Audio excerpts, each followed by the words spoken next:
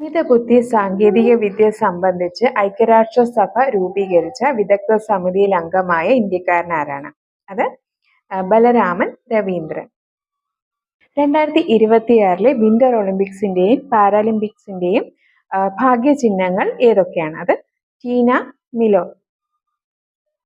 2026 ഫെബ്രുവരിയിൽ അവസാനിച്ച ആണവായുധ ഉടമ്പടി ഏതാണ്? അത് ന്യൂ സ്റ്റാർട്ട്. ഡോൺ കൊളോസസ് എന്ന പ്രതിമയുടെ ശില്പി ആരാണ്? അത് അലൻ കോട്രിൽ.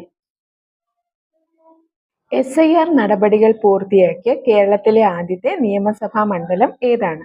അത് Kuttanad.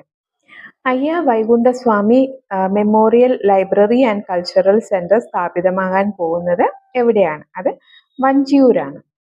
Kerala institute of organ and tissue transplant ആരംഭിക്കുന്നത് എവിടെയാണ്? അത് ചേവായൂർ. ചേവായൂർ എവിടെയാണ്? അത് കോഴിക്കോടാണ്. 2026 ഗ്ലോബൽ ടീച്ചേഴ്സ് പ്രൈസ് നേടിയ ഇന്ത്യൻ അധ്യാപിക ആരാണ്? അത് റൂബിൾ നാഗി.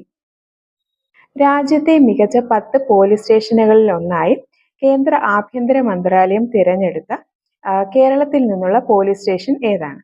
അത് ഇരിട്ടി പോലീസ് സ്റ്റേഷൻ. ഇരിട്ടി എവിടെയാണ്? കണ്ണൂർ ജില്ലയിലാണ്.